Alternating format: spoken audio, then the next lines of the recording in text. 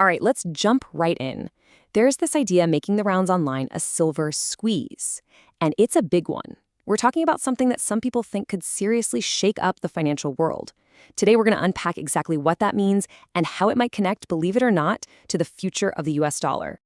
So, what is all this buzz about a silver squeeze anyway? Well, at its heart, it's a theory, an argument, really, that the entire market for silver is standing at a historic crossroads, a real turning point. I mean, listen to this quote.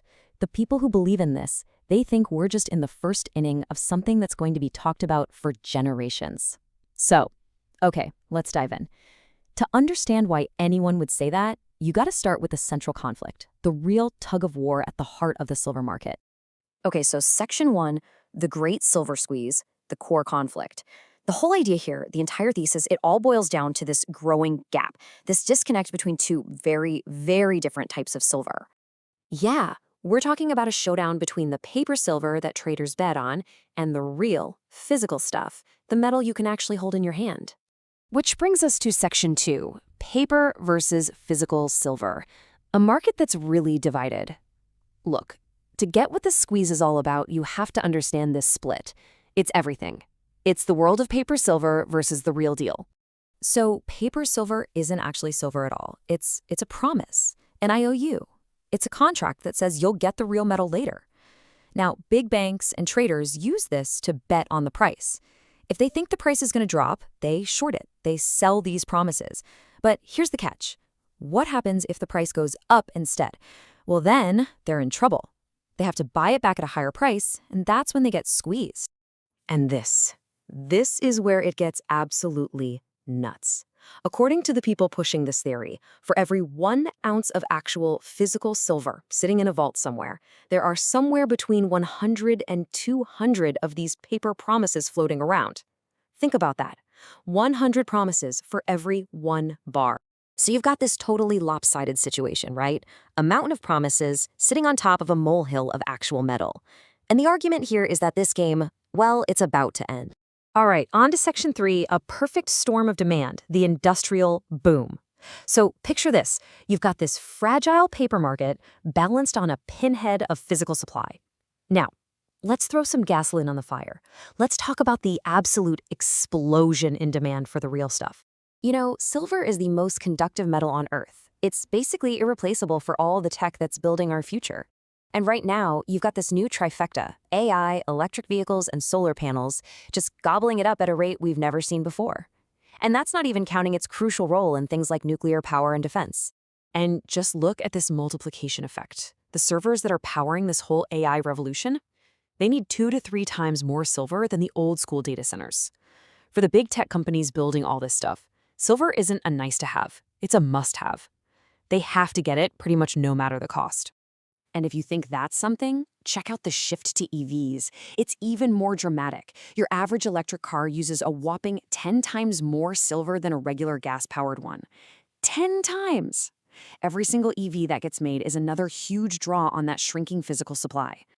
And it's the exact same story with green energy. You want the newest, most efficient solar panels? The ones we're told we need to meet our climate targets? Well, they require 54% more silver than the old ones. This isn't some temporary spike. This demand is literally being built into the infrastructure of our future. Okay, so section 4, the vaults are draining. We've got this insane demand from all this new tech. So the big question is, what's happening to the supply? Well, if you look at the data, the answer is pretty clear. The stockpiles are vanishing. Yeah, since 2020, the amount of physical silver that's actually held in the big exchange vaults, we're talking COMEX, LBMA, it has been draining away. Why? Because industrial users are showing up and saying, we don't want the paper promise anymore. Give us the actual metal. And get this, it's resulted in a 70% drop in the available inventory. 70%! That little cushion of real metal that the entire paper market is built on, it's getting smaller and smaller, really fast.